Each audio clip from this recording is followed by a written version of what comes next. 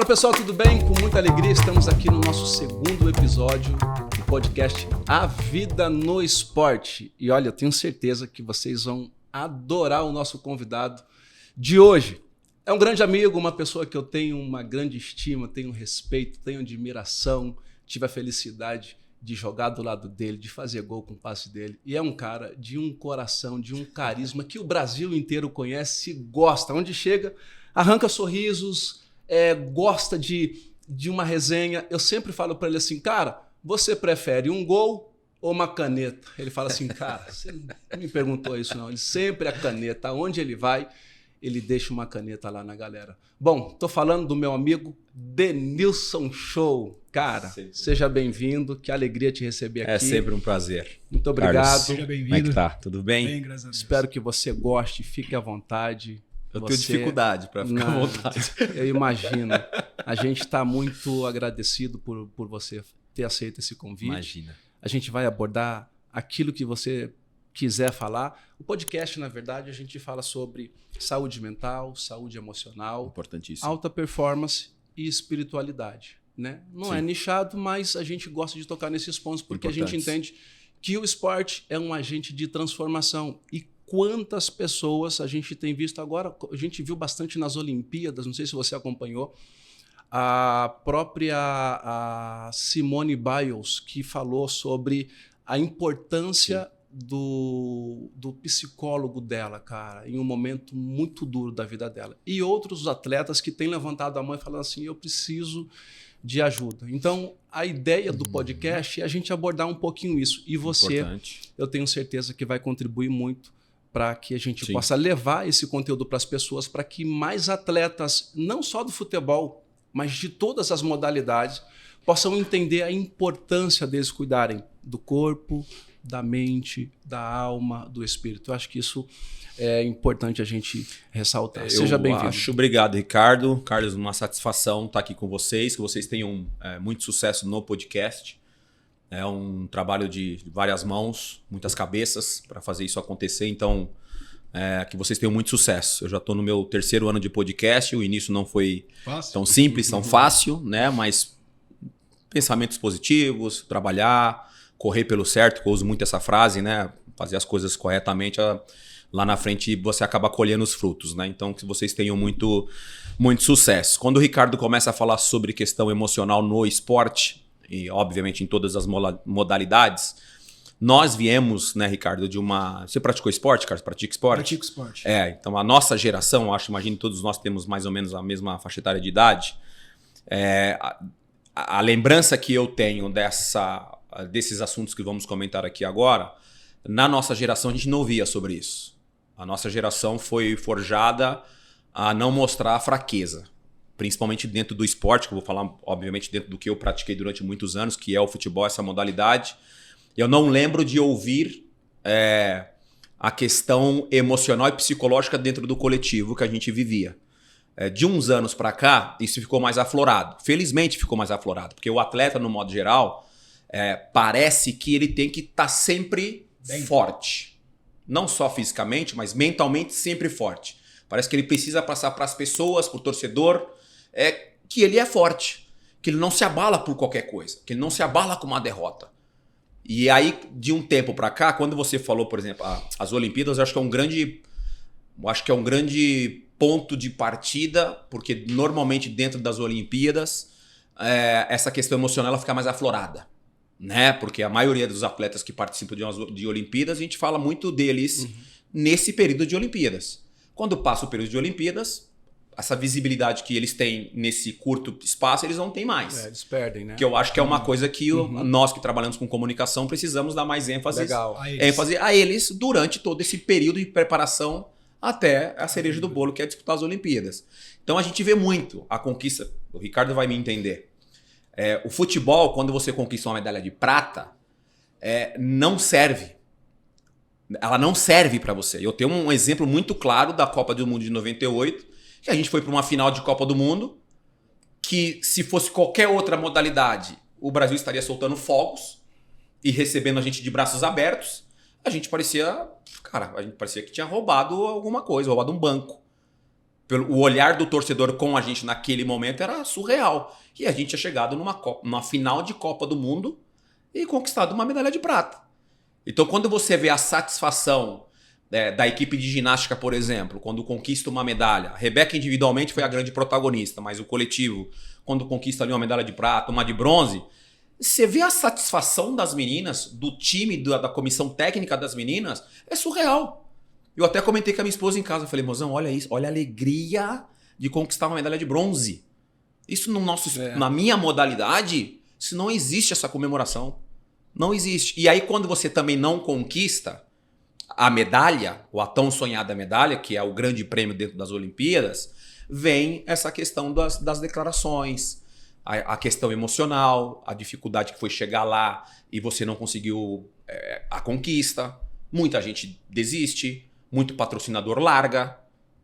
E aí vem essa questão emocional. Eu vou falar um episódio quando você fez a abertura, Ricardo.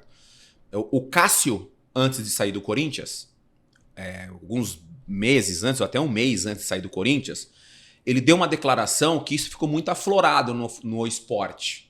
Ele completamente abalado depois de um jogo. Uhum. Eu nem lembro se ele tinha falhado ou não, mas ele estava completamente abalado. Ele dá a declaração como falando mais ou menos assim, não necessariamente do jeito que eu vou falar, mas era algo no sentido de, cara, a culpa é toda minha.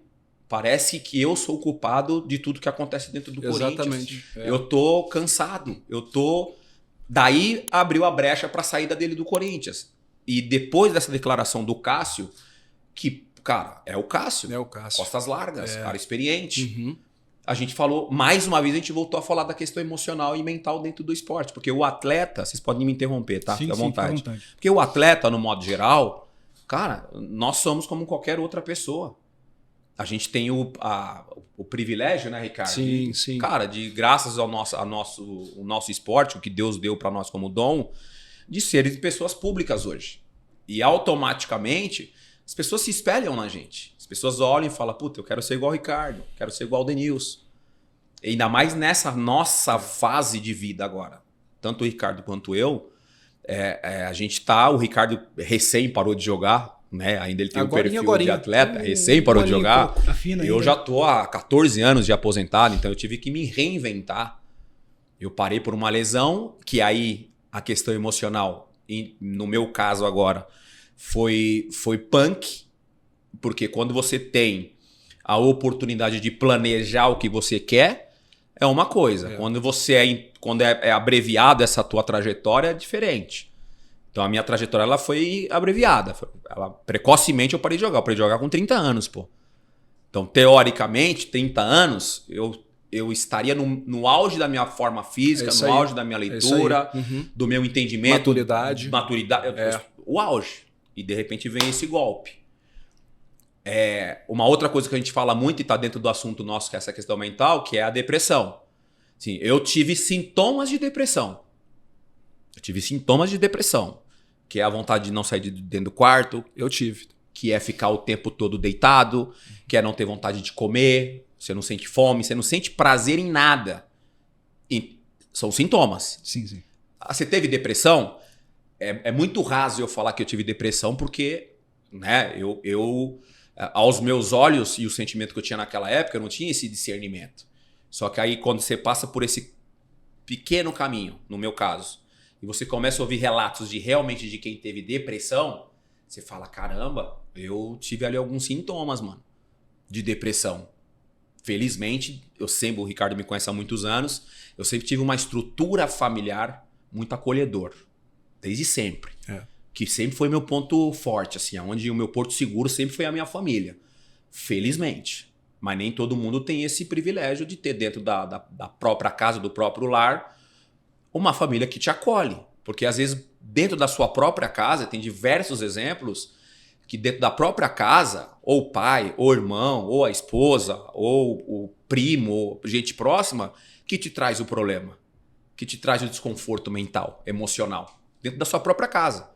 Umas pessoas lidam melhores e outras pessoas não. Então eu, graças a Deus, eu sempre tive dentro da minha família o meu porto seguro. Então por isso que eu passei por esse período de sintomas de depressão sem ter esse sentimento naquele momento. Hoje eu tenho esse discernimento, mas na época eu não tinha. E quando você fala em sintomas de depressão, faz eu me lembrar de quando eu era criança também. Porque eu perdi meu pai e minha mãe muito cedo, fui morar na rua, e eu também... Com quantos anos, Carlos? Eu tinha 13 anos quando eu já tinha nem pai nem mãe. Que isso. Com 11 anos, minha mãe faleceu de câncer e eu já nem sei quem é meu pai. Então, quando minha mãe falece de câncer com 11 anos de idade, eu tinha os mesmos sintomas que você acabou de falar. Não conseguia levantar da cama, queria ficar no quarto, não queria sair. Não tem prazer de nada. Não queria falar com ninguém. Exato. Eu era uma pessoa brincalhona. Hoje as pessoas que me conhecem falam que eu sou muito sério, mas antigamente eu era brincalhão. Por que eu era brincalhão? Para esconder uma tristeza que eu carregava dentro de mim. E você falando, eu tô voltando atrás quando eu passei por vários problemas. E esse podcast é para trazer vida para as pessoas que estão nos acompanhando. Exato. Quantos atletas menores de idade, né, Ricardo? Ou profissionais que estão passando pelo mesmo problema que você já passou. Exato. Você é de Diadema, hoje eu resido ali em Santo André, pertinho. E você inicia a sua trajetória dentro do futebol no São Bernardo, ali num clube pequeno. Sim. Mas você falou uma coisa muito interessante, você tinha um acolhimento da sua família. Sempre. E essas crianças que estão iniciando hoje não têm essa mesma proteção familiar. Que não tem essa estrutura, familiar. Né?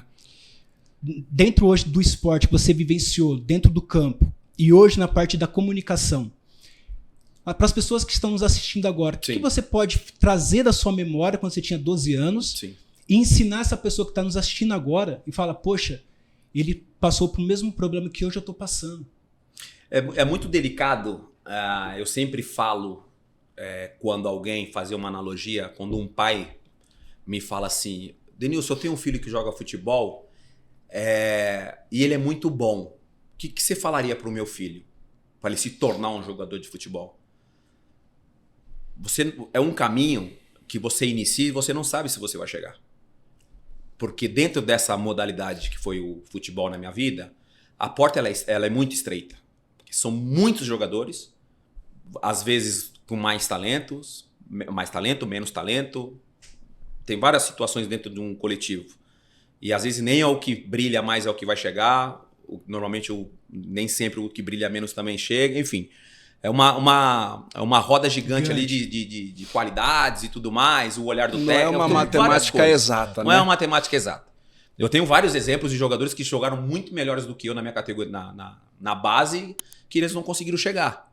E felizmente alguns conseguiram continuar os estudos e são bem sucedidos hoje, e outros infelizmente não conseguiram. Então, enfim, não sei fazendo o quê. Muitas vezes quando você não tem, e aí vai respondendo a tua pergunta, muitas vezes quando você não tem, e também não é quando o Ricardo falou de matemática exata, o ideal seria isso, quando você não encontra esse acolhimento dentro da própria casa, dentro do próprio lar, por vários motivos. Você falou de um motivo que é, enfim, seríssimo, que você perdeu a tua mãe e você nem sabe quem é o seu pai. Né? Então você não teve uma referência, ou você de repente perdeu a tua referência muito cedo. Você se formando ainda como homem, você perde a tua referência. E tô te conhecendo agora, me parece um cara que tem um discernimento da vida e uma leitura interessante da vida. Então isso você foi um cara que venceu, né? Você olha para trás e fala, cara, eu venci. Muita gente não consegue vencer. Então você já é um bom exemplo nisso. O ideal, e já aconteceu, e o Ricardo pode confirmar ou não, às vezes o próprio futebol, eu vou falar muito do futebol, que foi a minha vida. O próprio futebol, você acaba encontrando esse acolhimento. O próprio futebol te dá esse acolhimento. Ele te dá uma outra família. Você concorda comigo, Eu Ricardo? concordo 100%, porque todos nós, em algum momento, e aí a história do Carlos ela é muito forte, mas todos nós, em algum momento, nós vamos ser filhos adotivos de alguém. Em algum momento. Seja por essa fatalidade, ou seja ou exatamente o meu caso. Por exemplo, eu sou órfão de pai e mãe, perdi os meus pais, certo? Em algum momento, uma família me adotou. Certeza. Alguém me abraçou, alguém cuidou de mim, alguém me deu comida, alguém me deu carinho, alguém me ajudou. Exatamente. Então, a gente acaba, no futebol, tendo essa possibilidade de ser abraçado por outras famílias, por outras pessoas. Eu acho que esse é o caminho. Até suprindo a ausência do pai biológico, da mãe biológica, que por alguma infelicidade... Porque quando você fala em inclusão, que o esporte é inclusão, tá dentro disso que você tá falando. Tá dentro disso também. Que é esse sentimento que às vezes o coletivo, ou às vezes o parceiro de quarto te dá, de uma palavra de incentivo, legal, vamos lá, você consegue, te dá força. Eu tenho um grande exemplo aqui na minha frente. A gente se conhece há 30 anos, pô. Jogamos juntos há muitos anos. E nem sempre quando você termina a carreira e nem sempre quando você joga com alguém, você mantém um relacionamento. É verdade. O Ricardo sabe disso. É verdade. Eu tenho muitos caras que eu joguei que, cara, que hoje eu nem converso. Mas assim, hoje a gente se acolheu. Eu, com o meu jeito de ser, às vezes dava uma alegria para ele, na convivência nossa diária. Ele, com a sabedoria e amadurecimento que ele adquiriu muito mais cedo do que eu, me dava o suporte que eu precisava.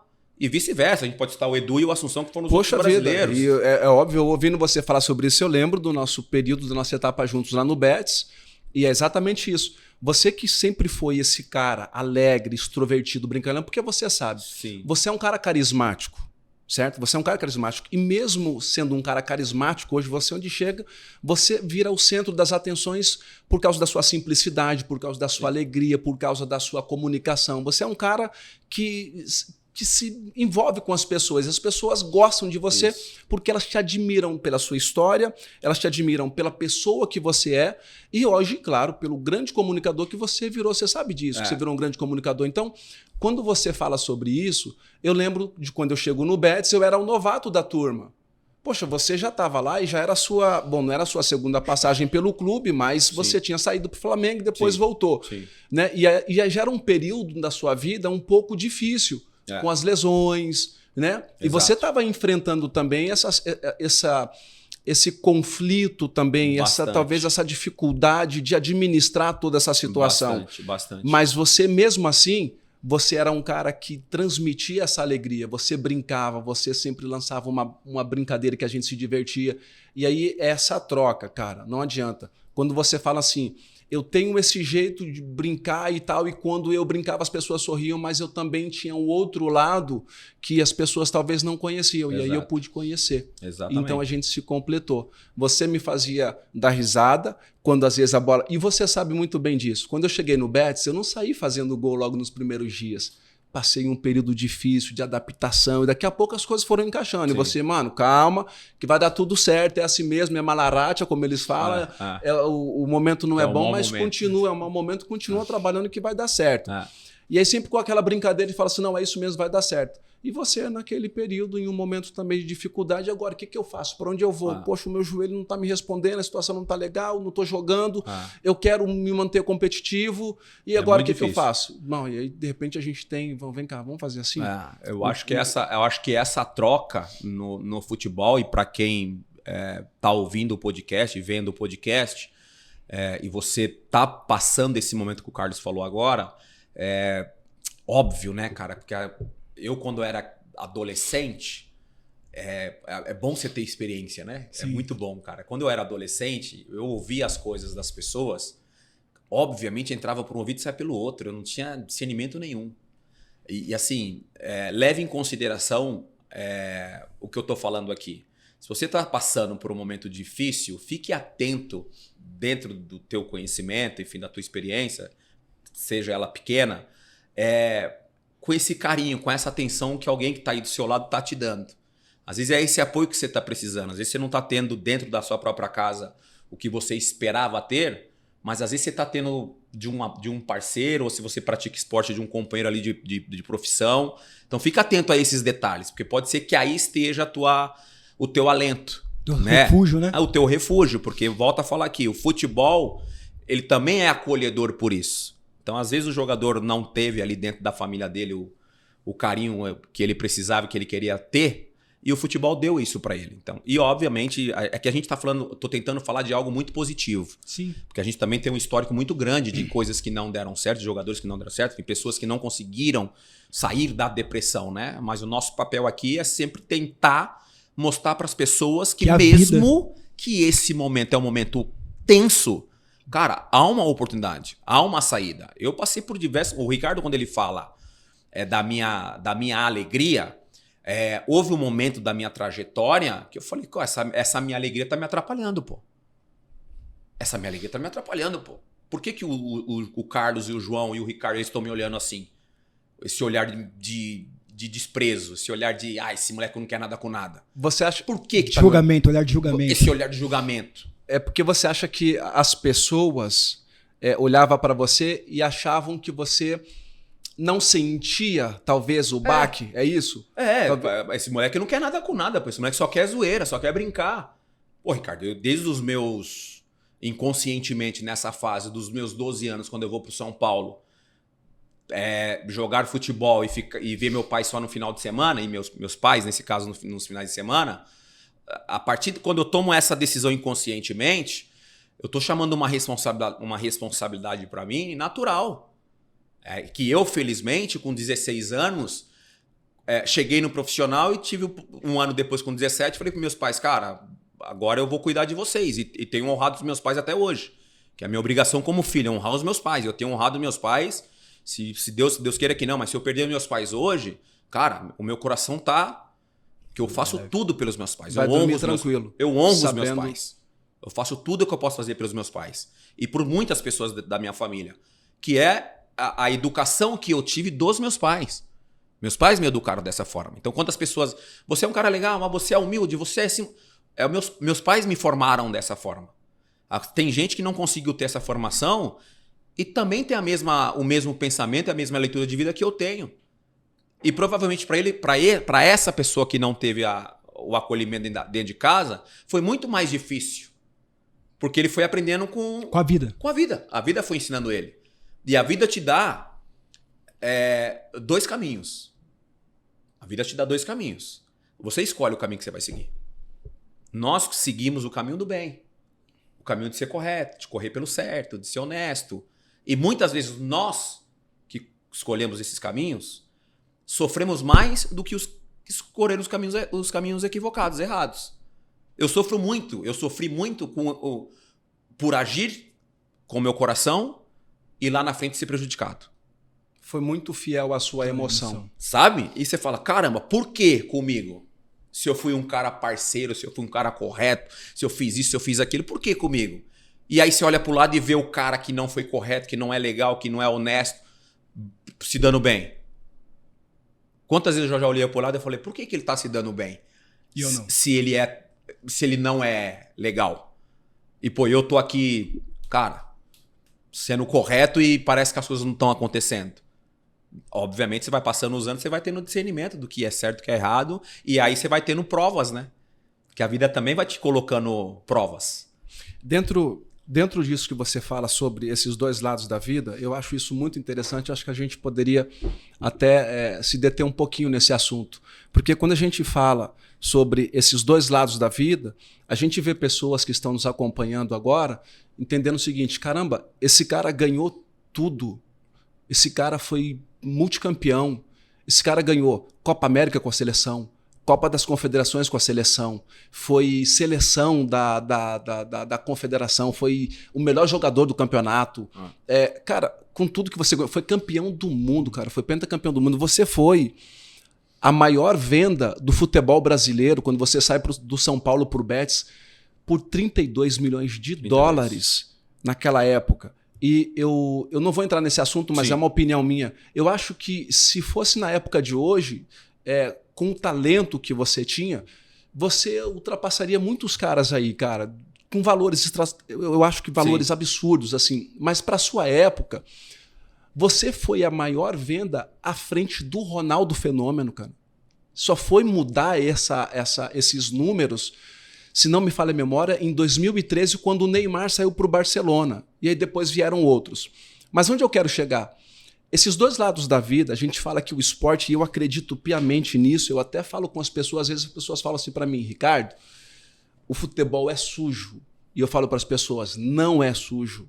O futebol é um agente de transformação, realiza sonhos, ele engrandece seres humanos, ele dá a possibilidade das pessoas conhecerem e interagir com outras culturas. Exato. Sabe? Eu falo isso porque eu sou prova disso, eu sou fruto do futebol. Mas, ao mesmo tempo, o futebol entrega para nós um personagem. E aí eu quero que você entenda o que eu vou te perguntar.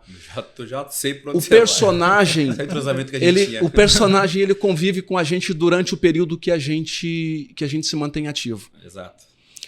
Algumas pessoas deixam o personagem, Dani, engolir o ser humano. Exatamente. E às vezes esse personagem fica feio. E às vezes esse mesmo personagem que ele se mostrou ser encantador, que pôde conduzir outras pessoas a viverem verdadeiramente esse esporte que é o futebol, um agente de transformação, esse mesmo ser humano que foi engolido por esse personagem, ele se envolveu com droga, ele se perdeu na vida, ele abandonou a carreira, que era uma carreira promissora.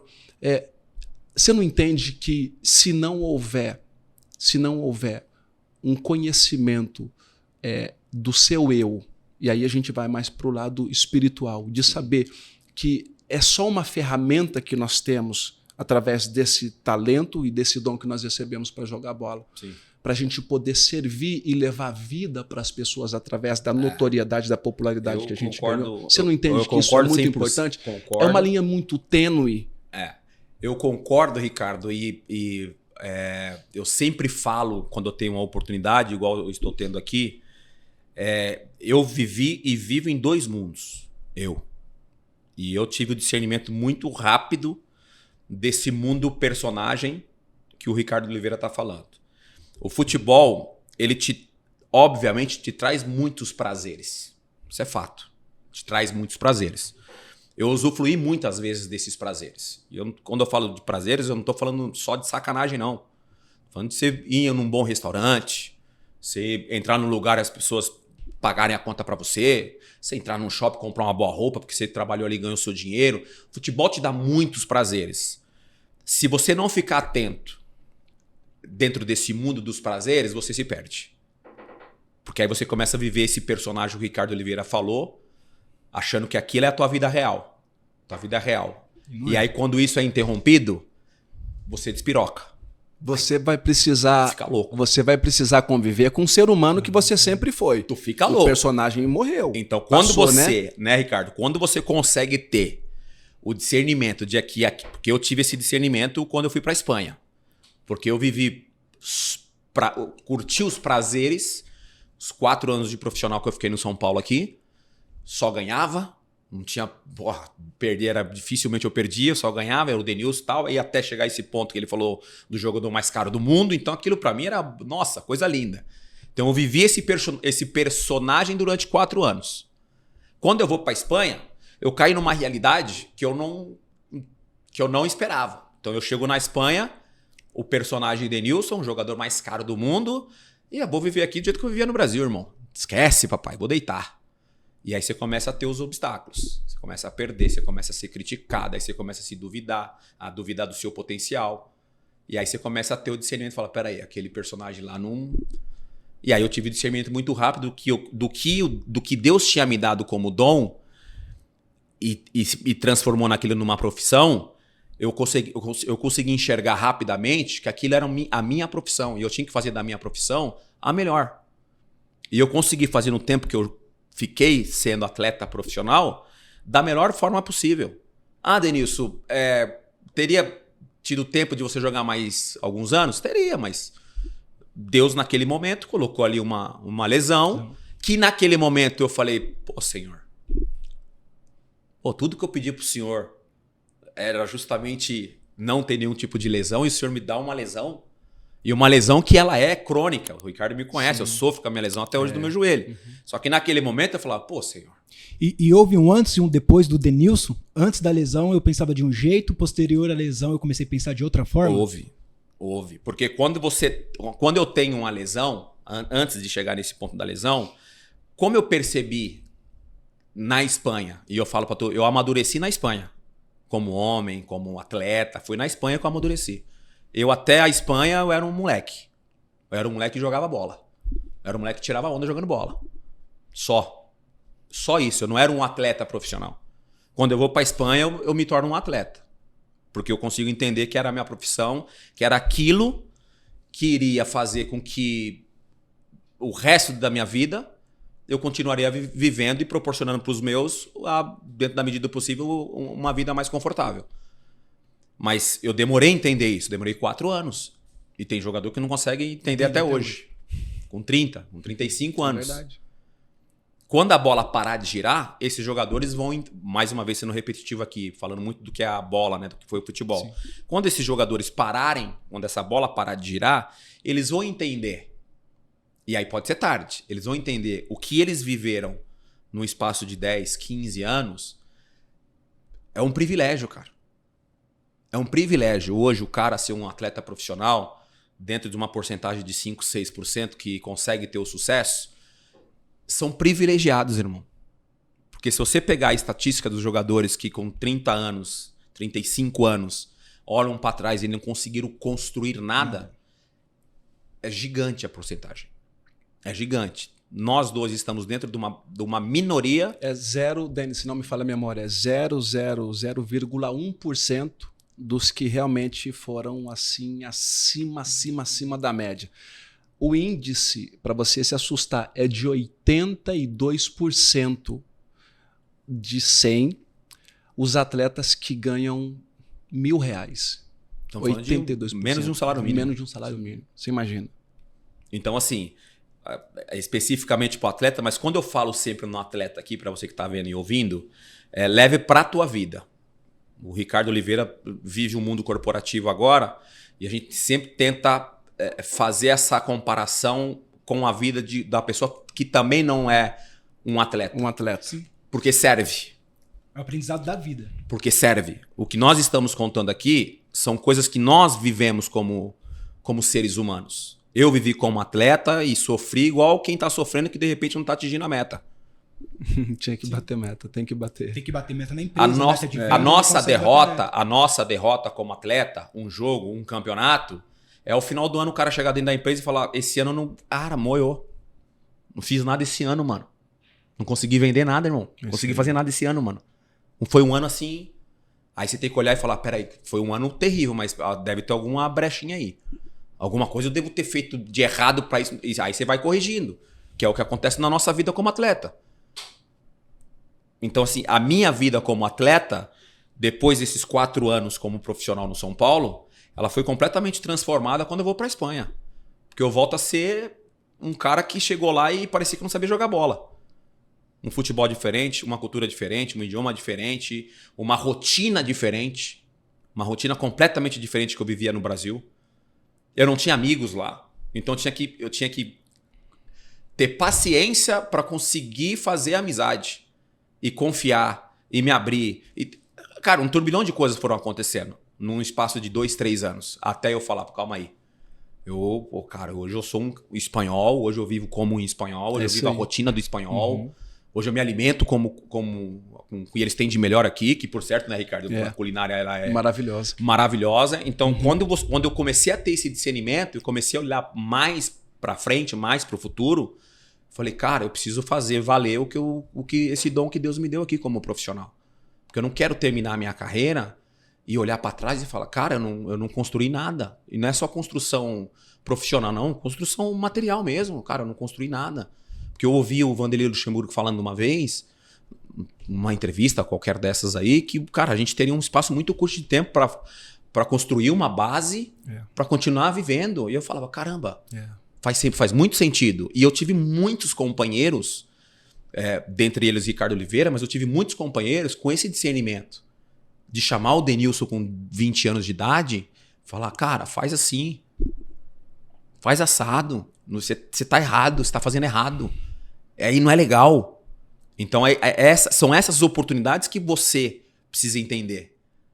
É fácil eu falar agora com 47 anos, mas com 20, fala: pô, o Carlos tá louco, pô. Olha o que o Carlos tá me falando. O Ricardo tá me tirando. Então, aquela lesão que era para ser algo ruim, fez você amadurecer, ver o futebol de uma outra maneira que se pensava... Eu já enxergava, já. Já enxergava, mas Já. a lesão, digamos assim, que potencializou você mudar. Aflorou. Aflorou mais É. a você... Agora eu preciso fazer dessa mentalidade algo concreto. Exato. Materializar isso daí. Exato. Porque tem vários atletas, a gente tá falando de futebol porque é onde Sim. vocês transitaram. E o esporte também mudou minha vida porque foi um agente transformador. Foi através do futebol. Tentei jogar bola, o Jorge Mendonça foi meu técnico, o Zenon foi meu técnico também. Não deu certo, porque eu tinha perdido meus familiares. Mas tem pessoas que estão nos assistindo agora, tem atletas que estão nos assistindo agora. Exemplo que eu acompanhei o podcast que você fez com o Alisson, que sofreu uma grave lesão. Sim. O Danilo agora, que sofreu uma lesão ali no futebol inglês. Então tem várias pessoas que estão passando por um problema semelhante a uma lesão que não tiveram essa percepção, né, Ricardo? Que ele teve. Tipo, essa lesão, eu posso trilhar dois caminhos. Ou eu vou potencializar e vou mudar meus hábitos. Sim. Ou eu vou me entregar a essa lesão. No momento da sua vida, teve algum que fala, poxa, esse problema, fora a lesão, Sim. se você não tivesse o apoio, o refúgio que você falou, dos seus familiares, teve algum momento que você fala, eu não vou aguentar. Você conseguiu ver a lesão, Sim. mas você já era uma pessoa madura. Sim. Mas já teve algum momento da sua vida, dentro do futebol, falar assim, eu não vou aguentar, eu preciso de ajuda. Aí veio seus pais, Sim. veio sua mãe. Teve algum momento assim? Cara, porque eu nunca- tem pessoas que estão querendo desistir. Sim, Carlos, eu nunca pedi ajuda pra ninguém. Mesmo sendo Eu brincalhão. nunca pedi. Eu tentar me expressar. Eu nunca pedi ajuda pra ninguém verbalmente. Mas com o meu estado anímico, com o meu corporal, eu pedi ajuda. Então, as pessoas que conviveu comigo durante muitos anos, que convivem comigo durante muitos anos, sabe quando eu preciso de ajuda. Eu não precisei falar, e eu não preciso falar, me ajuda. Eu tô precisando de ajuda. Não. Porque esse meu jeito que o Ricardo falou aqui no começo, de ser muito descontraído, eu também, quando eu tô com algum problema, eu não sou o cara descontraído. Então, quem convive comigo fala, pô, tu Denilson tá precisando de ajuda.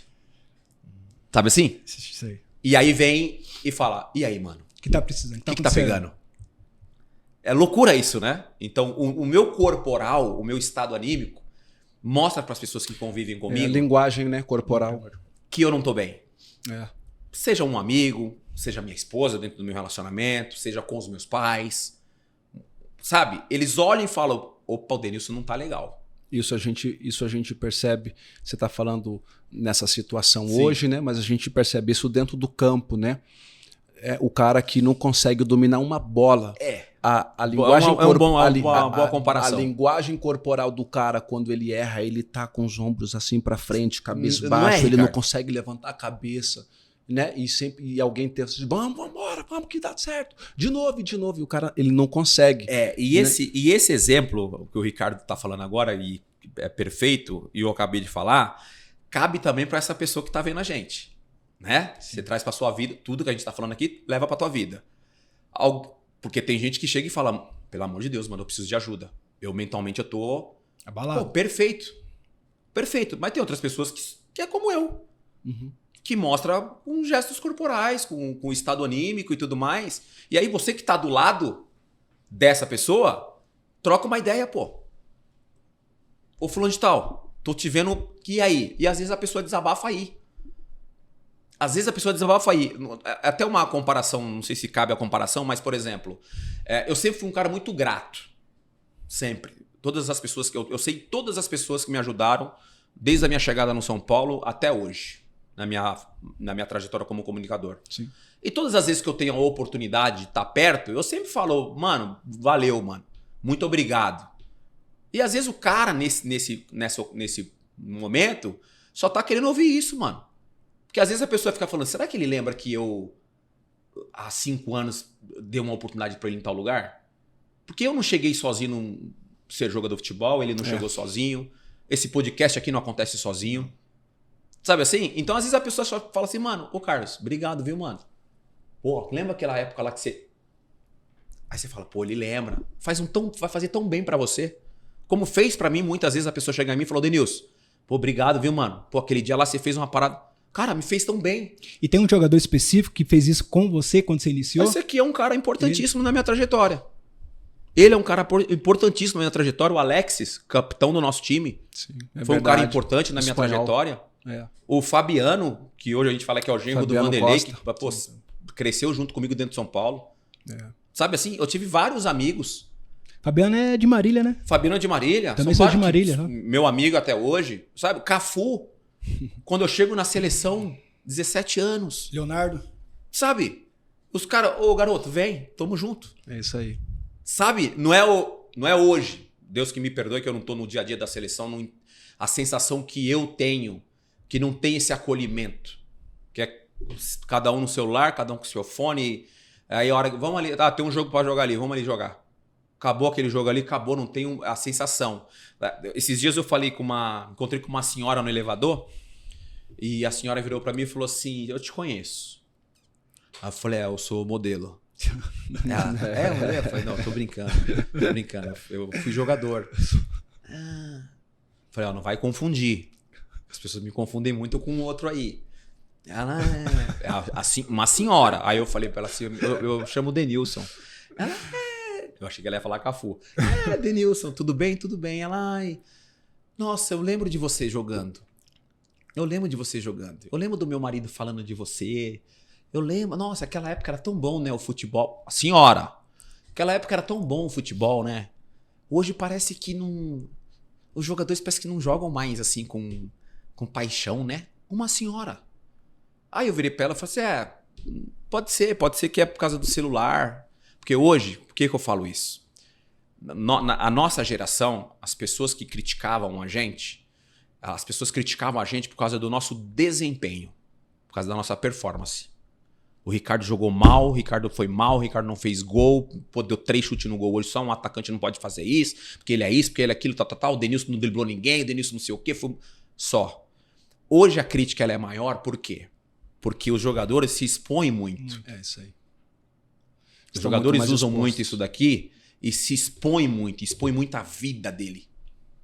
E aí eu, olhando, e ele joga mal, eu falo, filha da mãe, porque também tava lá no barco, passou o final de semana no barco, também passou no céu. Aí a crítica ela fica desse tamanho. A gente também era criticado, eu tô mentindo, Sim, Ricardo? é verdade. Nós Não, também é verdade. éramos criticados. É verdade. Só que a gente era criticado por causa da nossa performance. Performou mal. Hoje não. E a gente só tinha uma forma de saber ou de receber essas críticas. Ou a gente ia na banca de jornal, comprar o jornal, e aí a gente ia ver lá o que estavam falando da gente, ou parar na frente da televisão para assistir o programa de esporte. Né? Exatamente. Mas a gente, quando ia mal, a gente não ia comprar o jornal. Isso a gente já sabia, né? A gente não ia comprar o jornal. Eu falo, hoje eu trabalho com comunicação no esporte. Então aí a experiência que eu tenho como eu fui atleta, o jogador sabe quando ele joga mal. Você sabe que se você fez uma boa apresentação de podcast ou não, ninguém precisa te falar. Sabe? Hoje eu fui mal, hoje eu não desenrolei. Eu faço meu podcast, às vezes eu termino meu podcast, ninguém precisa falar pra mim, mano, hoje você não desenrolou, hein? Porque hoje, às vezes, meu raciocínio não foi, minha cabeça estava em outro lugar e eu... Vagou, né, mano? Vaguei, sabe? Então, assim, quando você consegue entender isso, a chance de você ter sucesso, ela é muito maior. O problema é você não conseguir entender isso. O problema é você achar que quando você tá mal, você tá mal e você é péssimo, você não serve pra nada. E o problema é quando você tá voando e está super bem e fala assim, eu sou o cara. O problema tá aí. Então, se você consegue encontrar o equilíbrio das duas coisas, nem se cobrar demais porque tá mal e nem se exaltar demais porque tá bem, encontrar o equilíbrio, a chance de você ter sucesso no que você se propor a fazer é muito grande. Eu falo muito no meu cotidiano, no meu dia a dia com os meus amigos sobre isso. Muitos me falam, você amadureceu, você mudou. Ainda bem, mano. Que bom. Que bom, né? Caraca, que bom que você tá me vendo assim. Eu não consigo me ver como eu era como 20 anos, cara. Eu não consigo. Eu não consigo me ver eu com 30 anos. Vou fazer 47. Que bom. Que eu amadureci, que eu evoluí, que eu cresci, que hoje eu enxergo as coisas que antigamente eu não enxergava. Então, às vezes, o moleque de 20 anos que tá querendo ser jogador... Às vezes ele não tá enxergando que não tem mais possibilidade de ser jogador porque ele tem 20 anos, porque hoje moleque de 14 e 15 estão sendo vendidos. É isso aí. Calma, mano. Pode acontecer, né? Pode acontecer. E às vezes o cara interrompe um sonho porque ele pega ali essa porcentagem que a gente estava falando aqui em algum momento. Pô, mas o cara com 17 anos, pô, foi lá para Portugal. O cara com 18 foi para não sei aonde. Pô, tô com 20, ferrou. Vou largar. Desiste do sonho. E desiste do sonho. Mas não sou eu, nem você, nem o Ricardo que podemos aqui falar para alguém... Sentenciar o sonho de ninguém. Pô, pelo amor de Deus, cara. Pode orientar, igual nós estamos fazendo. Igual a gente está fazendo aqui. E tem muitos jogadores, que você falou de jogador e atleta. Qual conceito ou conselho que você dá para essas pessoas que estão nos assistindo? Porque muitos pensam que são atletas, mas na realidade tem postura de jogador. E aquele que realmente é atleta vai fazer a diferença. Qual é a diferença de jogador e atleta para as pessoas que estão nos assistindo agora? A diferença de jogador para atleta era o Denilson no São Paulo, que era jogador, e o Denilson da Espanha, que foi atleta. Hoje em dia, e diferentemente, até me perdoem os atletas especificamente, a gente fica sempre falando do que a gente viveu no passado. No passado a gente agia muito mais com a nossa naturalidade, com a nossa irreverência com a bola nos pés. Hoje, felizmente, as coisas mudaram e, na minha opinião, mudaram para melhor. Porque hoje, provavelmente, eu não teria tido a lesão que eu tive. Com toda essa medicina e com todo esse preparo que o clube coloca à disposição do atleta, do jogador. Eu sou um pouco contra, hoje, você ficar jogando 2 jogos e ficando um fora. 2, um jogo, ficar saindo. O jogador gosta de jogar. Perfeito. O jogador gosta de jogar. Perfeito, o jogador quer estar em campo, gosta de jogar. O ser poupado, cara, uma hora ou outra. O jogador gosta de jogar. O que te dá confiança é jogar. O que vai dar confiança para vocês é fazer o podcast. Dá para fazer o podcast hoje e ficar um mês sem fazer o podcast. O que vai te dar vontade... É constância e frequência. É a constância. Então o jogador gosta de estar jogando. E hoje, o cara joga um jogo e fica o outro fora. Aí eu falo, caramba, irmão. Por que você não fala pro treinador? Não, eu quero jogar, mas eu tô bem, mano. Tô com uma dor aqui na posterior, tô com uma dor aqui na coxa, mas esquece. Jogador de alto rendimento, atleta de alto rendimento... Eu preciso jogar com dor. Eu preciso lembrar de uma situação que aconteceu comigo, e aí é só para calçar, trazer um pouquinho de luz aquilo que você está falando. Em 2016, eu me machuquei no primeiro jogo da final do Campeonato Paulista contra o Audax. E eu não tinha condições de jogo nenhuma, Denilson. O joelho inchou muito, tive problemas também de cartilagem.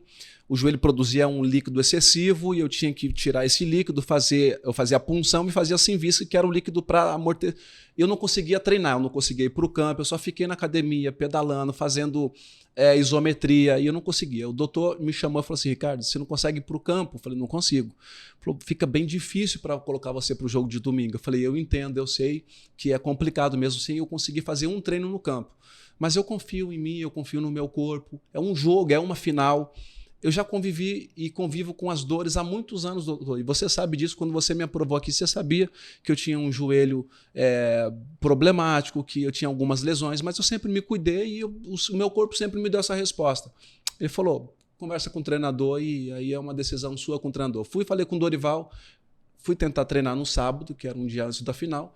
Dorival, não consigo, eu vim para cá, eu sei que eu vou fazer o aquecimento, mas eu não vou conseguir. Mas amanhã, conta comigo, deixa eu jogar. Eu vou me preparar, eu vou tomar um remédio, sabe? Eu vou fazer um aquecimento e eu quero jogar porque é a final, é importante. Eu sei que os meus companheiros também precisam de mim e eu quero estar. Não sei se eu vou aguentar 10, 20 o primeiro tempo ou se eu vou conseguir jogar o jogo todo. E fui para o jogo, eu consegui jogar, sei lá, não joguei o jogo todo, fiz o gol, nós ganhamos, a gente foi bicampeão paulista. Mas é exatamente isso. Eu acho que a gente precisa entender que a gente sempre vai ter dores. Sempre. Não tem como um atleta profissional não sentir dor. Né? E ele precisa entender que ele é o desejo do torcedor, ele é a esperança do torcedor. E eu acho que uma das coisas mais importantes, ele não pode perder essa paixão de fazer aquilo que ele sempre sonhou fazer. Porque isso é o que mais nos encantava e o que mais deixava a gente feliz era estar no campo mesmo, jogando, se apresentando. O jogador gosta de jogar. E aí, isso daí, eu acho que o cara precisa entender isso. Eu sempre sonhei com isso. Eu dava tudo. Bom, eu lembro quando eu jogava bola descalço. E eu via os caras na televisão. Eu queria estar na televisão, eu queria estar lá. Agora que eu tô lá, agora que eu tô vestindo o material mais moderno. A chuteira já não é mais pesada, ela é levinha. O meu material eu faço do jeito que eu quero. Agora que eu quero me apresentar mesmo. Então eu acho que talvez esteja faltando para muitos jogadores essa paixão mesmo. Esse entendimento de que ele precisa voltar a se apaixonar por aquilo que ele sempre sonhou fazer. O jogador gosta de estar no campo, gosta de jogar. Eu entendo que o desgaste hoje também, aparentemente, ele é maior. O Ricardo pode até falar melhor do que eu, que jogou mais tempo do que eu. Pegou essa geração que está jogando agora, o Ricardo pegou ainda. Essa mudança de treinamentos, o Ricardo também pegou essa mudança de treinamentos. Então, assim, eu acho que o desgaste hoje é um pouco maior por causa da intensidade do jogo, né? O jogo acho que tá muito mais... O campo tá muito mais reduzido, o jogo tá muito mais pegado. Mais rápido. Antigamente parecia mais espaçado, a gente parecia que tinha um pouco mais de liberdade. Agora o jogo tá muito mais truncadinho, mais físico e tal. Então pode ser que o desgaste seja melhor. É só uma sensação que eu tenho vendo... Não, você tá certo. Assistindo futebol hoje, assim, um negócio mais... E eu entendo que às vezes realmente você tá no teu limite. O limite do Ricardo é um, meu limite era outro. Né? O Ricardo conseguiu jogar um jogo uma semana sem treinar, só cuidando, só academia, só fisioterapia. Eu já não conseguiria. Então cada um tem esse limite do corpo. Só que o jogador ele precisa, ainda mais nessa fase de era internet de se expor bastante, ele também precisa mostrar pro torcedor especificamente que ele é apaixonado pelo que ele faz. Né? Quando eu falo dessa exposição, é aqueles dois caminhos que a vida nos dá. A exposição também. Se você saber usar isso aqui, souber usar isso aqui, maravilhoso, pô. Maravilhoso. Tenta usar isso de uma forma positiva pro teu torcedor, pro nosso público. Eu tento usar minhas redes sociais de uma forma positiva pro meu público. Eu tenho um público, tive um público que me acompanha ainda, são os torcedores da época que eu joguei e tudo mais, e, cara, ganhei outro público na minha fase de comunicador. Pô, tem muita criança hoje, tem garotos aí de 15 anos, adolescentes de 15 anos que não me viram jogar bola, pô. Tinha 1 ano de idade, 2 anos de idade. Não sabe quem foi o Denilson como atleta. Sabe quem é o Denilson do jogo aberto, da televisão, o brincalhão. Então tem que me comunicar com esse moleque também. Eu me comunico com o cara que é mais velho da nossa geração e me comunico com o adolescente. E esse adolescente de agora, como tá tudo muito fácil, a nossa época a gente aprendia ali na rua, né, o certo ou errado na rua. Assim, eu felizmente tinha o meu pai e minha mãe para me aconselhar. Vocês aprenderam de forma muito mais difícil do que eu, mas eu conseguia saber rápido o que era certo e o que era errado. Isso é errado e isso é certo. Beleza, vou aqui pro certo. Eu aprendi isso muito rápido. A internet e o jogador de futebol também precisam entender isso. E essa molecada de hoje precisa entender isso, porque tem muitas pessoas dentro da internet que se comunica. E eu tô falando porque eu tenho uma filha de 14 anos e tenho um filho de 9. Eu tenho um medo danado. Porque eu continuo aprendendo a ser pai. Eu não nasci pai. Eu continuo aprendendo a ser pai. Todos os dias eu aprendo alguma coisa. Ou é ouvindo a minha esposa, ou é ouvindo um coach na internet, pessoas mais velhas que já têm a experiência como... Todo dia eu tô aprendendo alguma coisa. E todo dia eu me assusto com a quantidade de informações que tem para essa molecada. Então eu fico pensando, Senhor, e pedindo, cara, me dá o discernimento para eu conseguir passar essa verdade pro meu filho, para essa verdade para minha filha. Eu sei que vai chegar um momento que eles vão ter que passar. Né? A gente tem essa proteção, né, Ricardo? Tem. Eu sei que tem momento que minha filha vai ter que passar. Ela vai ter que sentir na pele. Ele vai ter que sentir na pele. Mas, cara, eu tô me preparando para quando eles passarem por essas dores que a vida nos dá, eu tá ali e eu ser forte para dar o suporte que eu tive dentro da minha casa. Então, todo dia eu tô aprendendo a ser pai. Todo dia. Minha filha tá numa fase terrível, 14 anos. Ela acha que tem 20, 21, 22. E, cara, é muita conversa, né? E às vezes as conversas é da internet. Da internet. Conversa da internet. O meu filho de 9 anos começa a ver uns conteúdos na internet e aí tenta imitar e na hora eu falo, aí, você aprendeu isso onde, filho? Na internet. Aí eu falo, isso não é legal, Davi. Isso é porque aí começa a explicar para ele o porquê que não é legal. Então, assim, eu aprendo a ser pai todos os dias. Porque eu me comunico com essa molecada que não me conheceu como atleta de futebol, me conhece como comunicador. E aí eu me sinto meio que na obrigação de também me comunicar de uma forma tranquila. Eu vou te dar um exemplo muito claro sobre amadurecimento. Meu amadurecimento. Eu ia nos podcasts da vida e só contava histórias engraçadas, histórias de balada, histórias de não sei o quê, que história pra lá, que festa aqui, que festa lá. Naquele momento, pô, super válido. Super válido, engraçado pra caramba. Hoje não cabe mais eu contar histórias de balada, histórias disso, história daquilo, que eu fiz isso, que eu fiz aquilo. Primeiro porque eu tenho uma filha em casa de 14 anos. Eu não quero que minha filha pegue o celular, entre numa página e veja o pai dela contando histórias que não tem nada a ver. Isso é amadurecimento. É verdade. Isso é amadurecimento. Eu não quero que a minha filha veja o pai dela. Óbvio, provavelmente ela vai ter acesso, que são entrevistas que eu já dei há muitos anos. Sim. Mas ela está tendo acesso a um pai... Diferente. Muito diferente. Muito, completamente diferente. E você falando de dor, né? Porque a dor, ela pode potencializar para algo maravilhoso. Sim. Para um amadurecimento que você está falando agora. Sim.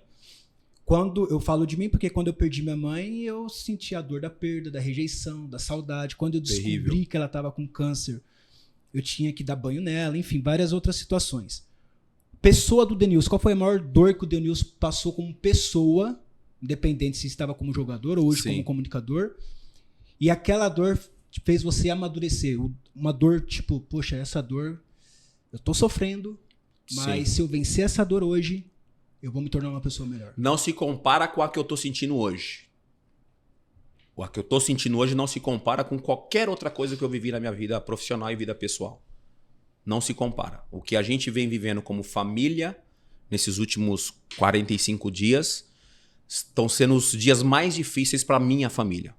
E eu me sinto na obrigação de ser o porto seguro para eles. Dentro da minha casa eu não sou o porto seguro, eu choro, eu me lamento, eu abraço a minha esposa, abraço os meus filhos. Mas perante a minha mãe, meu pai, a minha irmã, o meu cunhado, eu preciso estar do lado deles e ser forte com eles. Mas o momento que a gente está vivendo é um momento de muito aprendizado. De muito aprendizado. Eu perdi uma sobrinha de 9 anos, que foi um golpe assim gigantesco na nossa família. Gigantesco. E a gente está tentando enxergar algo positivo. E o algo positivo que a gente está encontrando dentro desse turbilhão do que a gente está vivendo agora é a fé que a gente tem em Deus. E eu falo todos os dias dentro de casa. Se a gente não tivesse a fé que a gente tem em Deus, a gente não ia suportar. A gente ia estar arrasado. Eu não ia estar aqui dando entrevista para vocês. Eu não ia estar indo para o meu trabalho todos os dias. Eu não ia estar sorrindo. Eu ia estar arrasado. E a experiência que eu estou tendo agora de troca, de amor, está sendo assim algo surreal. Porque da mesma forma que a minha irmã, que é a mais abalada nessa situação, a força que ela tem dado para nós é um negócio surreal. E eu imagino que nós também estamos dando muita força para ela. Porque a minha irmã sempre foi muito religiosa. Ela sempre acreditou muito, ela sempre teve muita fé. Nós, como família, sempre tivemos. E eu me sinto um privilegiado nesse sentido, porque através do meu conhecimento como atleta, no coletivo, com o Ricardo, com várias outras pessoas, ter o acesso à palavra de Deus fez com que eu levasse também o que eu ouvia nas minhas concentrações, com os meus amigos, com os meus colegas. Eu levava essa palavra para dentro da minha casa. Então, meu pai passou a acreditar, minha mãe passou a acreditar, a minha irmã passou a acreditar. Todos nós da família passamos a ter uma crença, que é o que está sustentando nós hoje. Então, hoje ver a minha irmã, que é o meu grande medo era: como que eu vou encontrar minha irmã amanhã? E eu encontrei a minha irmã no dia seguinte, bem, com a gente dentro de casa, chorando, obviamente, triste, obviamente, mas com a gente. Porque eu fiquei pensando, falei, caramba, imagina se eu chegar em casa amanhã e encontrar minha irmã lá no quarto, lá em cima, trancada no quarto. Qual vai ser a minha atitude, a minha reação? O que eu vou fazer, Senhor? Dá esse discernimento. Se eu chegar em casa e encontrar minha irmã assim, dá esse discernimento para eu usar as palavras corretas no momento certo, por favor.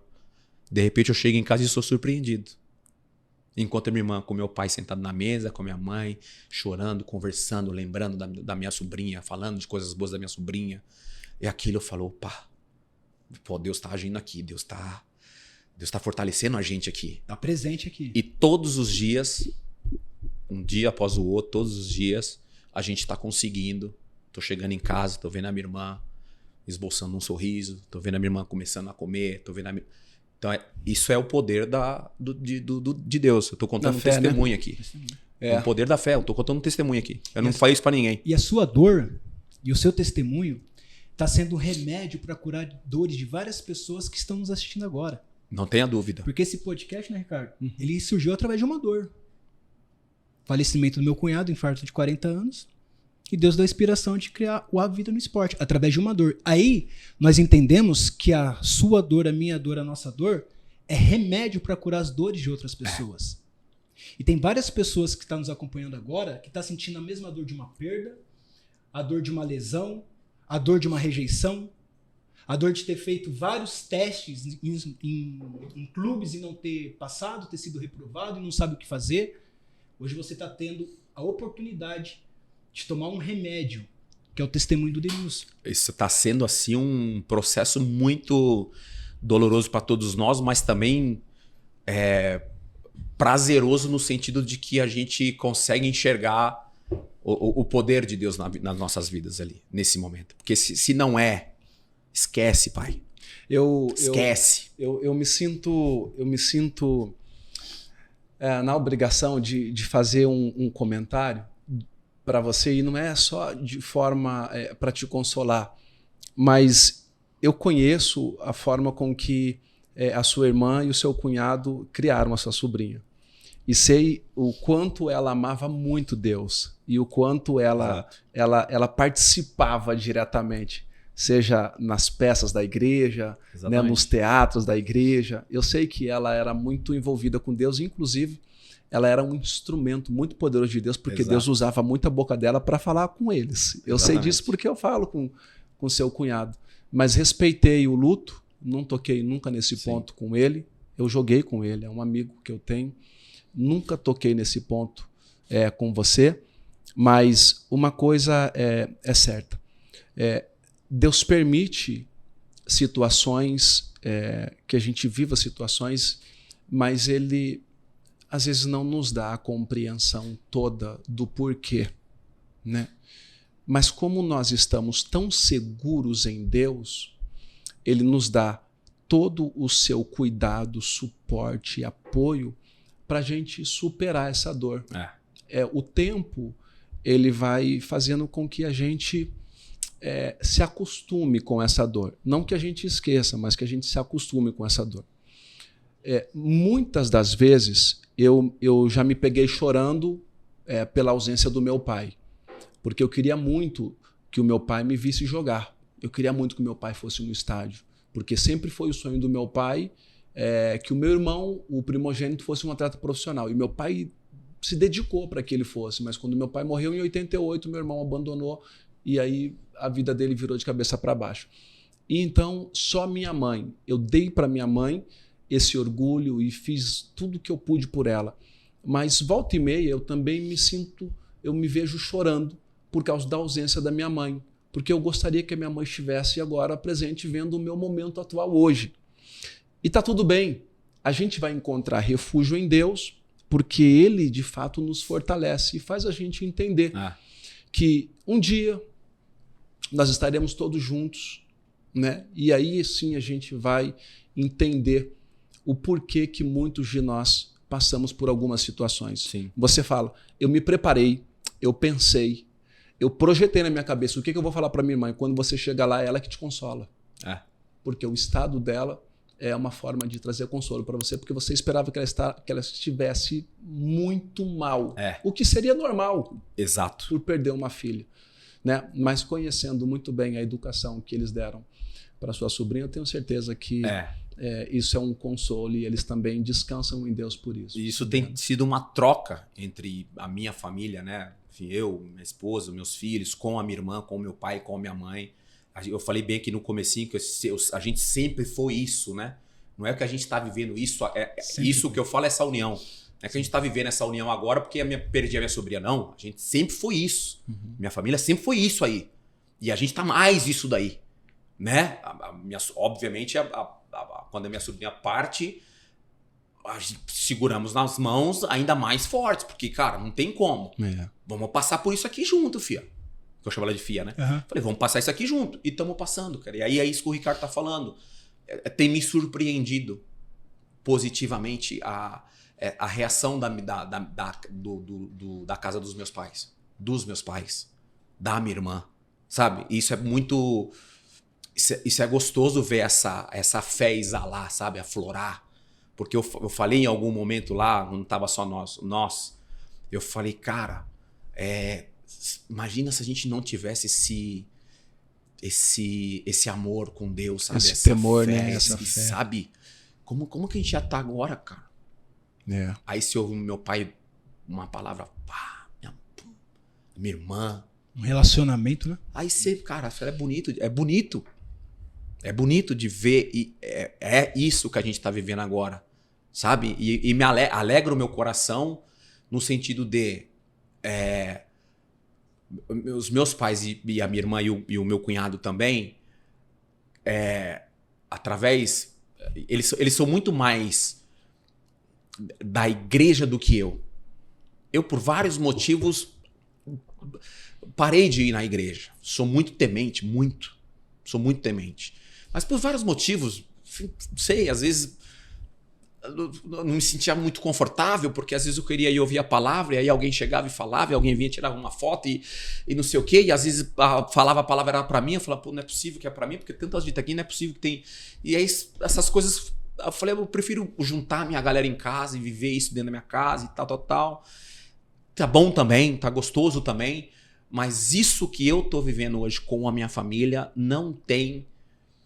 a dor é grande, a gente está convivendo com ela, vamos nos adaptar a ela, a essa dor, mas o poder da fé e essa confiança que a gente tem, essa fé que a gente está tendo com Deus está sendo um exemplo essencial, né, para superar esse momento. E um aprendizado também. A minha filha foi na igreja recentemente com 14 anos e resolveu aceitar Jesus espontaneamente. Por que ela resolveu aceitar Jesus espontaneamente? Porque eu acho que ela enxerga no pai e na mãe, no avô e na avó, parte de mãe, parte de pai, porque a minha sogra, a dona Helena, é uma escolhida. E aí você vê uma criança de 14 anos, por livre e espontânea vontade, abrir o coração e entregar a vida para Deus, para o Senhor. Isso é bonito. Quando ela chega em casa e fala, papai, fui lá na frente. Eu, como pai, pô, maravilhoso. Ela vai ter as dores dela, mas só que ela vai ter... Um pai celestial também. Entendeu? Ela entendeu. Entendeu? Ela entendeu exatamente... Pode ser que eu não esteja aqui. É. Só que ela vai ter o suporte que é o que a gente precisa. Ela entendeu exatamente o que ela precisa, de fato. Espontaneamente. É uma obrigação minha. E eu falo assim, ó. Quando o ser humano, cedo ou mais tarde, entende de onde eu vim, por que eu estou aqui, para onde eu irei, ele vai entender exatamente o propósito e a missão de vida dele aqui. Chega um momento, e a gente poderia entrar nesse assunto, a gente já vai encerrando, mas chega um momento em que a gente pode pôr na balança e falar assim, cara, eu tive sucesso, eu conquistei tudo que eu pude, eu agora estou no ápice da minha maturidade, estou desfrutando de tudo que eu ganhei, está fluindo tudo muito lindo e maravilhoso. Mas tem uma pergunta. Me falta alguma coisa. Porque não adianta eu suprir todas as minhas necessidades carnais se eu não conseguir suprir a minha necessidade espiritual. E eu sempre vou falar, e eu falei isso recentemente numa agenda que eu fui. Tudo que Deus criou, ele entregou para o homem, para o ser humano. Tudo que Deus criou, ele entregou. Toma, governa, administra. Certo? E o ser humano Deus criou para quem? Essa é a minha pergunta que eu faço. Se tudo que Deus criou, Deus entregou para nós, Deus para o seu tempo, Deus para e dedica um tempo para cuidar, para criar o ser humano. O ser humano Deus criou para quem? Aí eu respondo, para ele. Ela entendeu isso, que ela foi criada para Deus. Isso é maravilhoso. E então ela toma essa decisão. Espontânea, assim. Espontânea, com 14 anos. Espontânea, 14 anos. Eu achei bonito por parte dela. E ela chegar em casa, minha esposa também emocionada, obviamente, e falar, pô, Maria Eduarda foi lá na frente hoje. Eu falei, caraca, isso é maravilhoso, cara. Esse falou de amadurecimento. Eu sinto hoje, Ricardo e Carlos, e você que está ouvindo, esse amadurecimento, sabia? Eu sinto que hoje eu sou uma pessoa muito esclarecida em muitas coisas, assim, o que eu não era antigamente. E eu aproveitei todas as ferramentas possíveis para buscar esse conhecimento. Óbvio que a gente sempre tem que estar nessa constância, né? Nessa busca, né? do conhecimento e tal, mas hoje eu me sinto credenciado em falar em algumas coisas, assim, sabe? Em tocar em alguns assuntos que antigamente eu não tocava, que eu tinha medo, não tinha conhecimento e tal. Hoje eu consigo tocar em assuntos que eu não tocava, que eu não entrava. E quando as pessoas entravam nesse assunto, eu e saía do assunto, porque hoje a experiência e o amadurecimento pós a minha carreira me ajudou demais. Você falou da dor, e aí eu vou me permitir falar, antes de eu estar vivendo essa dor que eu estou vivendo hoje, a dor maior que eu tinha sentido era a dor do término da minha carreira, a dor da lesão que não deixou eu prosseguir na minha carreira, que era um sonho que eu vivi durante 15 anos, 16 anos, e era um momento maravilhoso da minha vida, do amadurecimento e tudo mais. Eu falava, hoje eu vou deitar em campo, porque eu sei os atalhos, é agora e tal. E de repente Deus cortou, e eu não sei se eu já falei isso publicamente, sim, mas não, acho que o Ricardo, não sei se você já ouviu.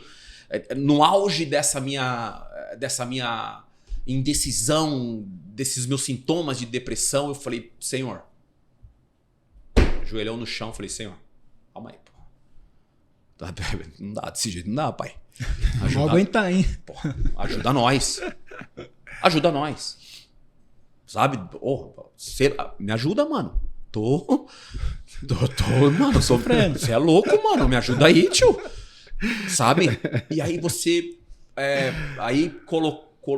Deus coloca uma pessoa na minha vida que me fala umas coisas e que poucos meses depois comecei a perceber e a viver o que Deus tinha para mim. Aí eu falei, essa porta que Deus abriu? Por ela que eu vou entrar. É essa daí. Por ela que eu vou entrar. É essa porta que eu vou entrar. E entrei nessa porta. E eu ouvi, a porta que Deus abre, o homem nenhum fecha. E ela tá escancarada, irmão. E eu, todos os dias, todas as horas, eu agradeço a Deus. Pela vida que eu tenho hoje, pela família que eu tenho hoje, pelo meu trabalho. Todos os dias. Recentemente eu dei uma entrevista e falei que o exemplo que eu dou para os meus filhos é sair de casa e falar que eu estou indo trabalhar. Eu poderia tirar uns anos sabáticos. Felizmente. Poderia. Mas tá sendo prazeroso, velho. Tá sendo prazeroso sair e voltar em determinados horários para casa e olhar para o rosto dos meus filhos e perceber que eles estão percebendo que o papai tá trabalhando. Tá sendo prazeroso. E eu vou continuar fazendo isso. Pelo menos até uns 55 anos. E isso te fez... Isso tá te fazendo... isso tá te engrandecendo, né? Porque eu acredito que você tá... É como se você estivesse entendendo que você é capaz de alcançar e de fazer coisas que talvez alguns anos atrás você não conseguia ter essa leitura, não. Né? E hoje eu apresentei você aqui, né? Você é comentarista, você é apresentador de programa, você hoje, cara, você comunica muito bem aquilo que você faz. Mas hoje você também é um palestrante, você fala sobre diversos assuntos que você falou no início aqui que você fugia. Exato. Né?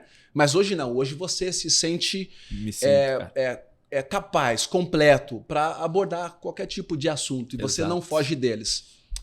Em cima disso, e a gente já vai Fica terminando, tranquilo. eu vejo que você está muito à vontade, mas Fica tranquilo. eu queria te perguntar, em cima de tudo que a gente ouviu aqui e vendo você abrir o seu coração, você contar dos seus processos de É estranho estranho abrir meu coração pra você, que você me conhece bem. Tá estranho. Abrir meu coração pro Carlos. E pra você que tá aí. Eu queria te perguntar uma coisa, porque depois que você me respondeu, eu te falo, mas o que é que motiva o Denilson hoje? Com tudo Sim. que você viveu, com tudo que você nos contou, com tudo que você está vivenciando hoje, o que te motiva hoje?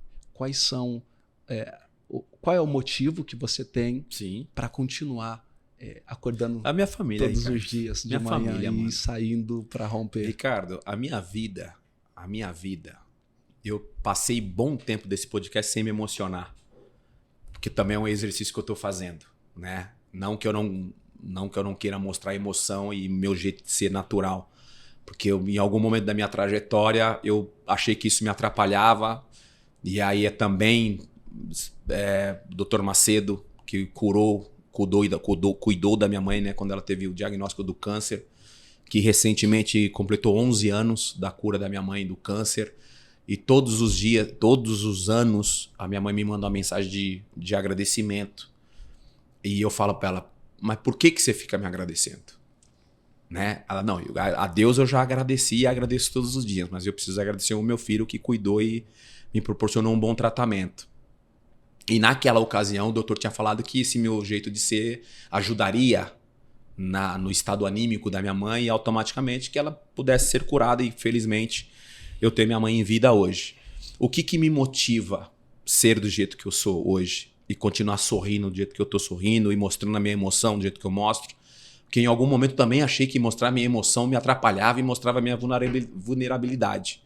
Falei, não, cara, eu vou continuar me emocionando, o que tocar no meu coração eu vou falar, e o que me emocionar legal, qualquer história de qualquer pessoa me emocionar, eu vou me emocionar e tá tudo bem. Boa. E tá tudo bem. Boa. Só que às vezes ultimamente eu tô tentando fazer um exercício de não me emocionar tanto, né? Porque parece que eu sou realmente um cara fraco. E eu não sou um cara fraco. Eu sou um cara forte. Só que parte dessa minha fortaleza, parte desse meu estado de segurança, vem da minha família. Veio da minha família quando então jogador, quando então atleta, pai e mãe, irmãos. E veio nessa minha área de comunicador da minha esposa. Com a Luciele. Com a Luciele. A Maria Eduarda e o Davi. E o Davizinho. E o Davi Show. Vem deles, assim, o meu motivo de continuar. O meu motivo de proporcionar para eles. Daí vem a minha motivação. Óbvio que automaticamente eu olho para mim e quero cuidar de mim também. Quero cuidar de mim, óbvio, isso é claro. Porque eu cuidando de mim, eu sei que os meus vão estar bem. Só que não basta só cuidar de mim. E quando a gente está falando aqui sobre questão emocional, mental, questão material, questão financeira, tudo isso é muito prazeroso, óbvio, né? Sim, não pode ser o principal, né? Não pode ser o principal, mas óbvio que é prazeroso. É o complemento, né? É o complemento. Mas eu também preciso ser forte para ajudar a minha esposa. Porque a minha esposa, ela é muito mais forte do que eu, por incrível que pareça. Mas às vezes ela mostra a vulnerabilidade dela. Aí é quando eu tenho que estar forte. Então hoje eu sou um comunicador, porque um dia minha mulher virou para mim e falou assim, mozão, o dia que você entrar por essa porta, você não vai sair mais. O dia que você começar a fazer o que te convidaram para fazer, você não vai sair mais. Então ela me encorajou. Então tudo que eu tenho hoje, depois que eu parei de jogar futebol, eu devo à minha mulher. Eu devo à minha esposa. Então, mozão, a gente passou muitas dificuldades no começo do meu relacionamento com ela. Muitas dificuldades. E não foram só dificuldades materiais, não. Eu casei com a minha mulher, não tinha casa para morar, porque eu morava com os meus pais. E a gente casou com uma mão na frente e outra atrás. E ela falou, vambora. Eu falei, mozão, o que eu posso te proporcionar é isso. Mais do que isso eu não vou poder te proporcionar. Ela, tá bom. Eu amo o Denilson. Eu amo você. Então a gente vai junto. E olhar pra trás, são 16 anos. Olhar pra trás e ver o que a gente construiu, mozão, é Deus agindo na nossa vida. É Deus agindo na nossa vida. Então eu fui um cara que viveu muitas coisas. Muitas coisas. Muitas coisas. E Deus foi generoso comigo. Uau. Deus foi muito generoso comigo, porque Deus me deu uma esposa que eu não sei se eu mereceria. Não sei se eu merecia. Deus me deu uma esposa incrível, cara. Incrível. Então, Ricardo, o que me motiva é isso. É sua família. É a minha esposa. família. Parabéns. Você tem uma família linda. Linda e especial. Conheço. Você, sim, é merecedor disso. Por esse coração, por essa sensibilidade, por ser um cara leal, por ser um grande amigo, por ser um ser humano incrível e por carregar, cara, esse sorriso no seu rosto, cara.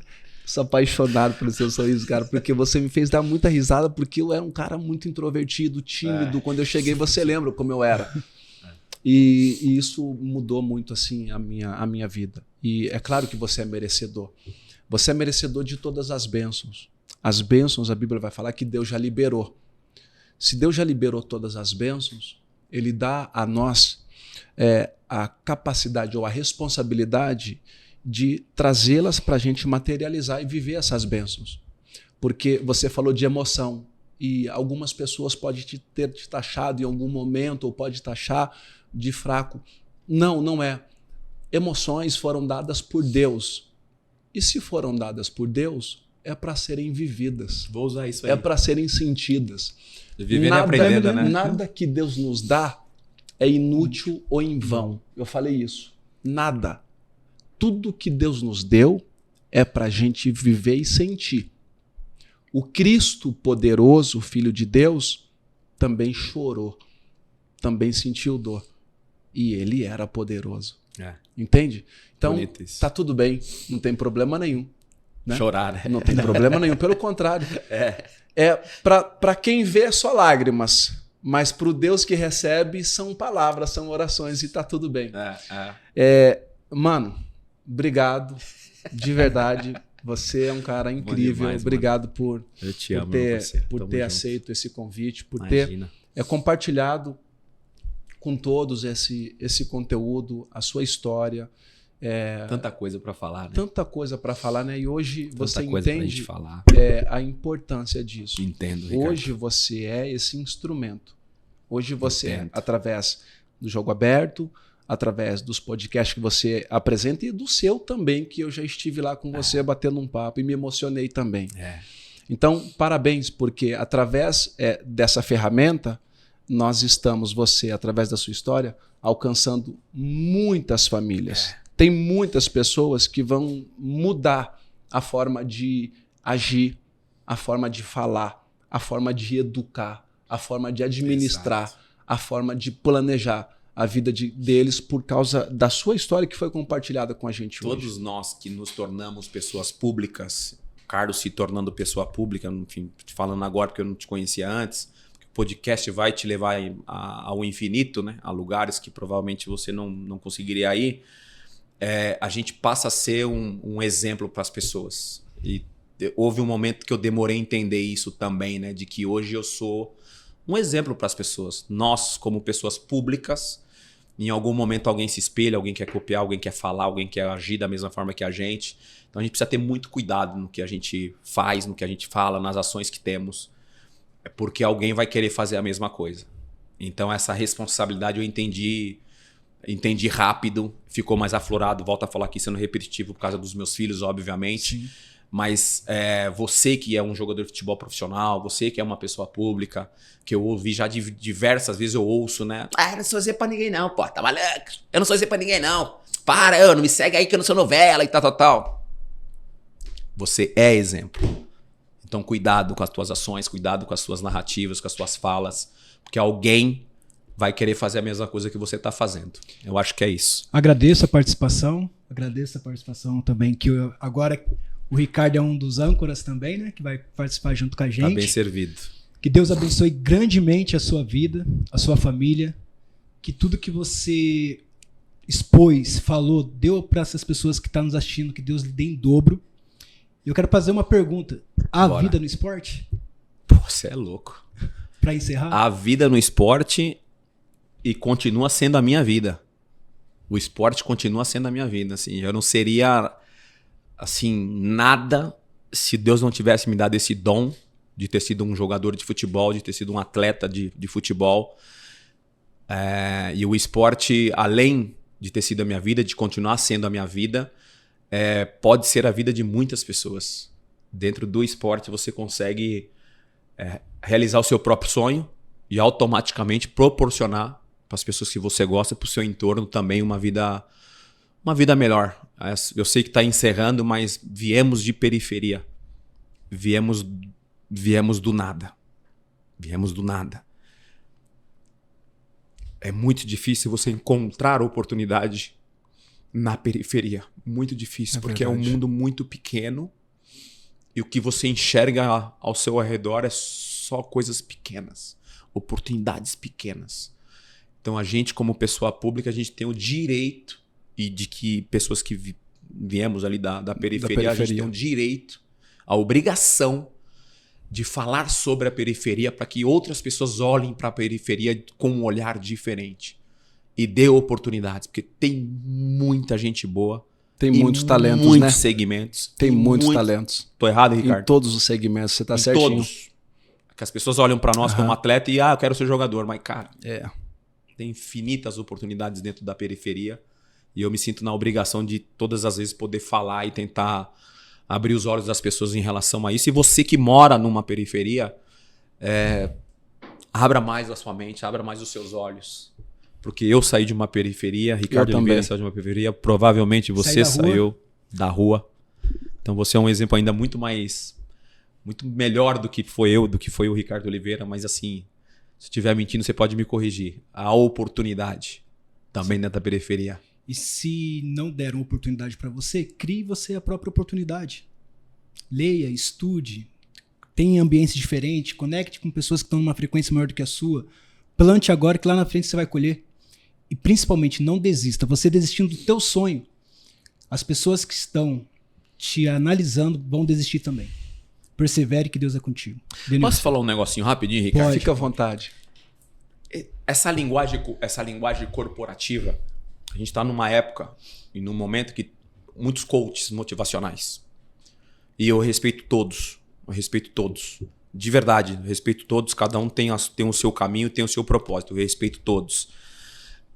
Você falou em não desista do teu sonho, que é uma frase que a gente usa muito nesse mundo corporativo e para a vida das pessoas que nesse momento enxerga que não tem que não tem esse direito de sonhar, né? Que não tem esse direito de realizar o sonho, né? Não é frase vazia, cara. Não. Sabia? Eu sei bem. Mano, não é frase vazia. Não é zoeira minha, cara. Não é frase vazia quando nós, que graças a Deus hoje somos bem-sucedidos, falamos sobre isso. Obviamente que Deus conhece o teu coração, conhece o meu coração, a intenção de cada um. A intenção de cada um. Mas não é frase vazia quando não desista do teu sonho. Sabe? Não desista. Porque, mano, eu tive algumas oportunidades de largar, assim, de desistir também de ser o que eu sou hoje, sabe? Não sirvo pra essa parada. Cansa, porque às vezes a pessoa vai se sentir cansada, fadigada. Poxa, eu tô plantando e a colheita não vem, bate na porta, a porta não se abre, vai num ambiente diferente, ela vai sentir um olhar tipo de desprezo, ela vai se sentir inferiorizada e automaticamente ela vai... Continua. Persevera. Eu sou prova disso. Porque ele acreditou em mim. Eu sou prova disso. Eu conheci o Ricardo, a pessoa falou assim, sou assessor do Ricardo, lembra? Falei, tá legal. Eu desliguei o telefone, porque eu não acreditei. Porque eu tinha plantado, batalhado, lutado, as coisas não aconteciam. O Ricardo Oliveira fala uma coisa que é muito interessante.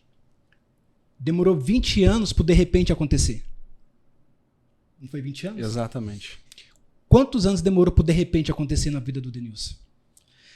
Eu vou assim, desculpa a minha ignorância nesse momento. eu esqueci o nome dele, que hoje ele está, pelo menos através das redes sociais, está se mostrando ser muito bem sucedido no que ele se propôs a fazer, que é essa questão do mundo corporativo, das palestras e tudo mais. Um rapaz que vendia água na... Rick Chester. Cara, a história desse cara é maravilhosa. É forte, né? E eu acho que ele demorou 40 anos para acontecer. Pro de repente dele acontecer. Para isso que você falou agora, de 20 anos. Ele parece que foram 40 anos. Ele eu não conheço ele pessoalmente, conheço a história dele pela internet. Eu acho que ele é um bom exemplo nesse sentido, né? De que, pô, o cara vendia as coisas ali, Ricardo. Pô, a tua história fala por si só. Então, assim, cara, não é frase vazia. Não é. Existe. O que eu acho bacana nisso é que a gente precisa só falar para as pessoas, olha, existe um processo e não dá para pular, não dá para queimar as etapas. É possível? É. Mas antes de você conseguir realizar, você vai precisar se apaixonar pelo processo. E aí, quando eu falo de processo, eu falo com propriedade. Como você fala de propriedade, você fala de propriedade. Porque o processo é a preparação, certo? Então, mas por que todo mundo fala de processo? Eu falo de processo porque só faz sentido para mim tudo aquilo que eu vivo hoje por causa da preparação. Eu me apaixonei. Quanto mais difícil era, mais eu persistia. Quanto mais falavam, você não vai chegar, mas eu acreditava que eu ia chegar. Demorou muito, mas muito tempo, mas valeu a pena. E Ricardo, é loucura, né? Parece que estava acabando, mas... o não desistir, e você falou agora, falavam que não ia... E às vezes o próprio companheiro de time... indiretamente, ele te fala indiretamente que você é ruim, que você é fraco, que você, mano, merece estar no banco de reserva. Leve para sua vida também. Faça a analogia para sua vida. Ou nem ser relacionado. Indiretamente, a pessoa dentro do seu próprio time. E esses sentimentos e esses gatilhozinhos, mas me irritava de um jeito, mano, que eu falava, filha da mãe, mano. E aí, de repente, eu me via na seleção brasileira, eu lembrava daquele maluco lá no time que tinha me... Sabe? E eu não falava nada, eu só falava, esse maluco tá me tirando. Esse mano tá me tirando, mas beleza, tá suave. E aí você vai. Então, se agarre nisso também. Sim. Se agarre nisso. Se você não tem um motivo de motivação, busque um motivo de motivação. Seja mano. você o motivo. Mano, busca alguma coisa, mano. Alguém tem que falar mal de você, mano. Não é possível. Porra, alguém tô errado? Não pode ser um parasita. Alguém fala mal da gente, mano. Então é esse fala mal da gente que é isso que eu preciso, mano. Sabe? Por que você chora tanto? Então eu vou chorar agora, mano. Agora que eu vou chorar mais. Então, cara, a gente... Não é frase vazia. Busque ali preste atenção nas coisas que estão acontecendo em volta e vai buscando a tua motivação, mas não larga, cara. Não desista. Não larga. O Ricardo Oliveira falou em algum podcast, alguma entrevista dele, algo de não negocie teus valores ou algo nesse sentido. Que é algo, assim, foda. Isso que ele fala de não negociar é você acreditar muito no que você acredita. E é isso que a pessoa que tá ouvindo a gente tem que fazer também. Eu era bom, sabe onde eu era bom? Driblando. Eu era bom driblando, mano. É até hoje, hein, mano? É até hoje. Eu era bom driblando, mano. Até hoje. Eu não era bom pra fazer gol. Eu não era bom pra fazer gol. E eu sabia que eu não era bom pra fazer gol. Eu era bom driblando. Então, mano, você vai ter que me aguentar driblando. Entendeu? Você vai ter que me aguentar driblando. Você é bom em quê? Nisso. Então, mano, o cara vai ter que te aguentar nisso daí. Tão bom no que fazia que quando ele é apresentado no Betis e o presidente vai falar sobre ele, o presidente fala o seguinte: agora que ele vestiu essa camisa, para tirar ele daqui tem que vir um banco. Foi. Tão bom! Então, não adianta você insistir para quem está determinado a vencer, cara. Não adianta. E eu acredito que quem faz isso é porque reconhece que você tem muito talento, cara. E é por isso que as pessoas querem fazer você parar. É por isso que as pessoas querem te paralisar. Entendeu? Mas ninguém consegue paralisar quem está determinado a vencer. Entendeu? Eu finalizo. E aí eu deixo você à vontade. Eu finalizo e deixo você à vontade. Tá muito bom. Eu acho que isso é muito legal, né? Quando flui, aí não fica pesado. Natural. Para finalizar de verdade, qual seria o legado que você gostaria de deixar para o mundo?